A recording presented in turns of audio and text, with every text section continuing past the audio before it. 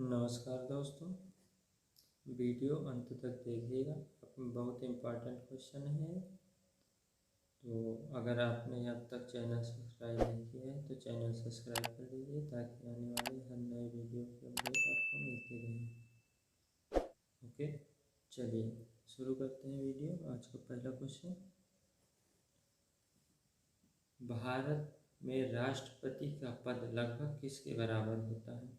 Option A British monarch, option B अमेरिकी राष्ट्रपति, option C रूसी राष्ट्रपति, ऑप्शन डी ब्रिटिश प्रधानमंत्री। 10 सेकंड का समय लीजिए, सोचिए सही उत्तर, फिर देखेंगे सही उत्तर क्या है।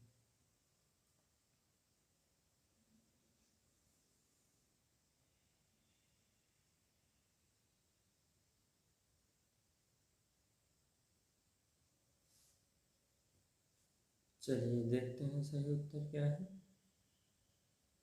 सही उत्तर है option A British monarch. Bharat के राष्ट्रपति का पद ब्रिटिश मोनार्च के बराबर है।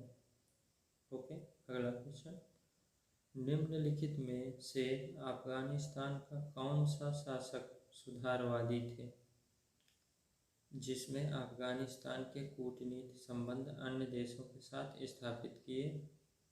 Option A Abdul Rahman, option B Amanullah Khan, option C Habibullah Kalakani, option D उपरोक्त में से कोई भी नहीं। 10 सेकंड का समय लीजिए, सोचिए सही उत्तर के बारे में, फिर देखते हैं सही उत्तर क्या है।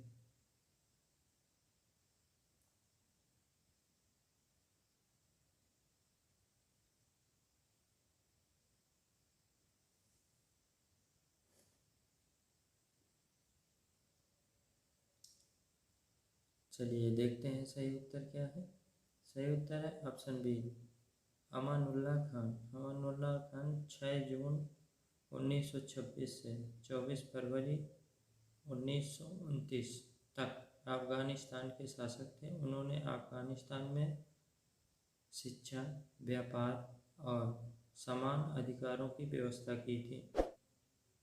चलिए अगला क्वेश्चन देखते हैं, बंगाल का विभाजन कब रद्द कर दिया गया था? Option A 1909, option B 1910, option C 1911, option D 1912। 10 second का टाइम लीजिए, सोचिए सही उत्तर के बारे में, फिर देखते हैं सही उत्तर क्या है।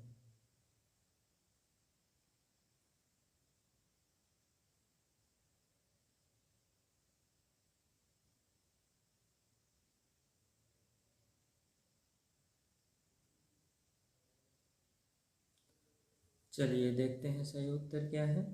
सही उत्तर है ऑप्शन सी 1911। एक्सप्लेनेशन ध्यान से सुनिए। बंगाल के विभाजन की घोषणा तत्कालीन वाइसराय लॉर्ड कर्जन ने 19 जुलाई 1905 को की थी।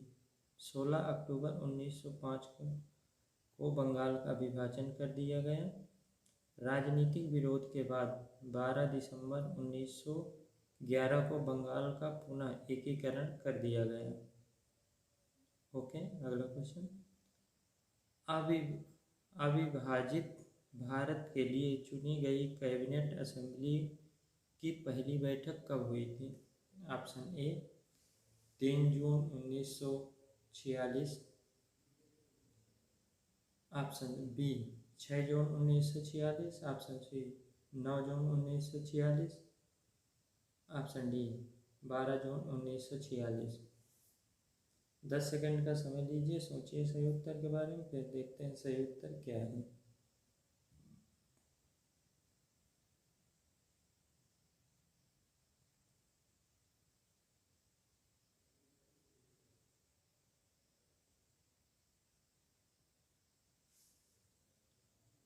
चलिए देखते हैं सही उत्तर क्या है।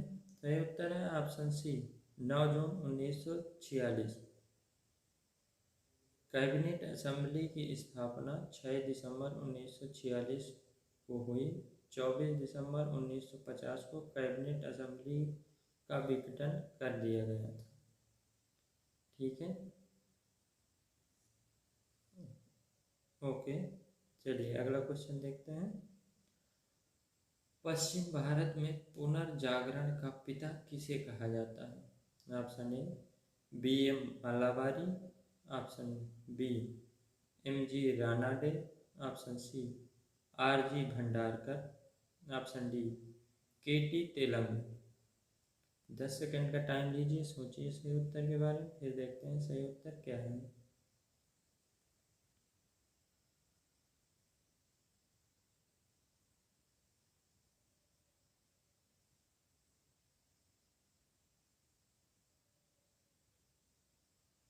चलिए देखते हैं सही उत्तर। सही उत्तर है option B M.G. Ranade.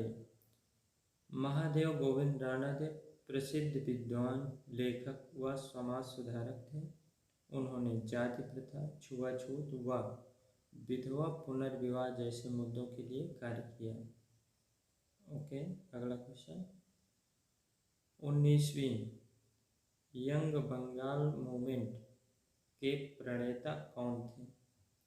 Option A Ram Tanu Lahiri, option B Henry Vivian Derozio, option C Rasik Kumar Mallik, option D Pyare Chand Mishra. 10 second का टाइम लीजिए, सोचिए और कमेंट करिए सही उत्तर, फिर देखते हैं सही उत्तर क्या है।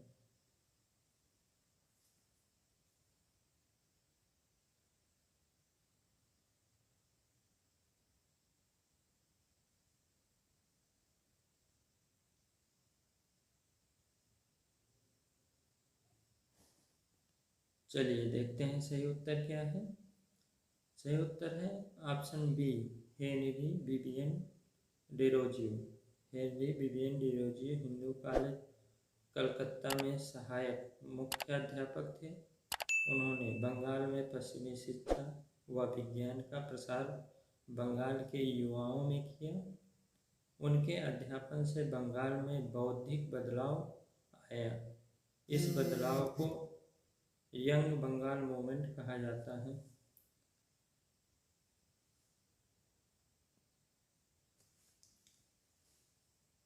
चलिए देखते हैं अगला क्वेश्चन। भारतीय क्रांति का पिता किसे कहा जाता है? Option A Dada Bhai Naoroji, option B Gopal Krishna Gokhale, option C Mahatma Gandhi, option D Bal Gangadhar तिलक। ठीक है, 10 सेकंड का टाइम लीजिए, सोचिए सही उत्तर के बारे में, फिर देखते हैं सही उत्तर क्या है।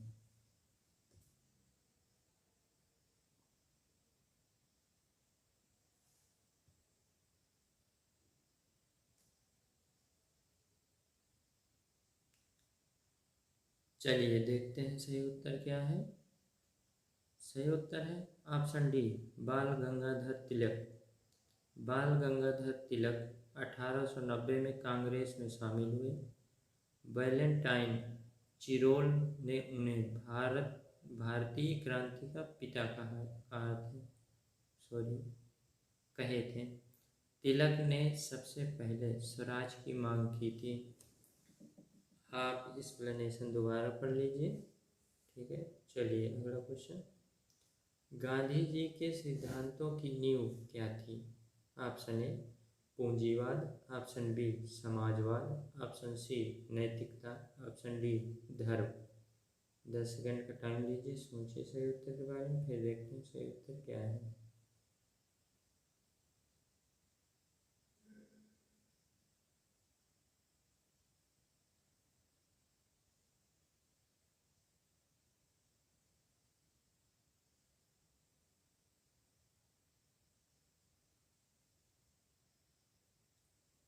चलिए देखते हैं सही उत्तर क्या है।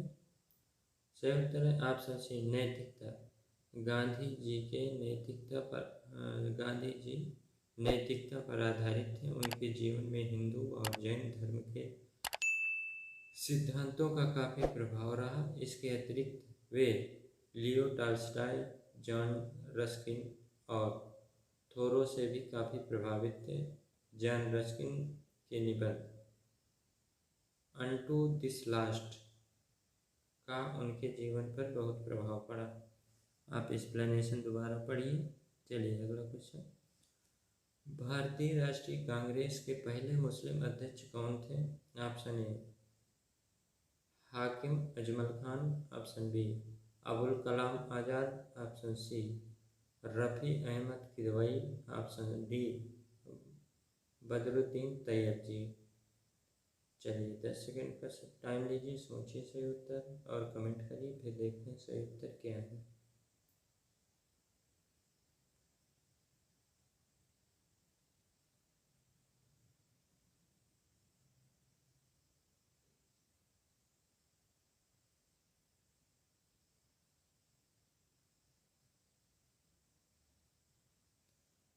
चलिए देखते हैं सही उत्तर।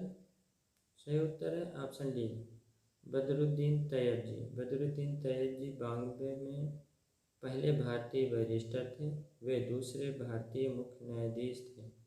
उन्होंने भारतीय राष्ट्रीय कांग्रेस के तीसरे अधिवेशन की अध्यक्षता 1887 में मद्रास में की थी। ओके, अगला क्वेश्चन। वारेन हेस्टिंग सुधार के तहत आपराधिक मामलों के लिए अपीलीय न्याय कौन सा था? Option A circuit court, option B प्रांतीय न्यायालय, ऑप्शन सी सदर दीवानी अदालत, ऑप्शन डी सदर निजामत अदालत। चलिए 10 सेकंड का टाइम लीजिए, सोचिए सही उत्तर के बारे में, फिर देखते हैं सही उत्तर क्या है।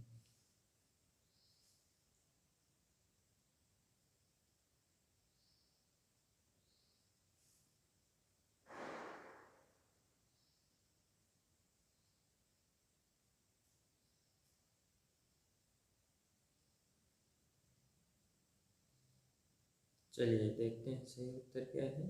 सही उत्तर है ऑप्शन सी सदर दीवानी अदालत। वारेन हेस्टिंग ने प्रत्येक जिले में 2 न्यायालय स्थापित किए, नागरिक मामलों के लिए दीवानी अदालत और आपराधिक मामलों के लिए फौजदारी अदालत। इसके अतिरिक्त कलकत्ता में 2 विशिष्ट न्यायालय भी स्थापित किए गए, नागरिक मामलों के अपील के लिए सदर दीवानी अदालत, जबकि आपराधिक मामलों की अपील के लिए सदर निजामत अदालत। ठीक है, आप एक्सप्लेनेशन दोबारा पढ़ लीजिए। तो इस वीडियो के 10 क्वेश्चन पूरे हुए। अगर चैनल अब तक सब्सक्राइब नहीं किया तो चैनल सब्सक्राइब कर लीजिए, ताकि आने वाले हर नए वीडियो की अपडेट आपको मिलते रहे। और इस वीडियो में ज़्यादातर क्वेश्चन रिपीट हुए हैं पिछले वीडियो के, तो आप इनको गलत मत होने दीजिए, बार बार पढ़िए। ठीक है, एग्ज़ाम के लिए बहुत ज़रूरी क्वेश्चन है। चलिए मिलते हैं अगले वीडियो में, तब तक के लिए बाय।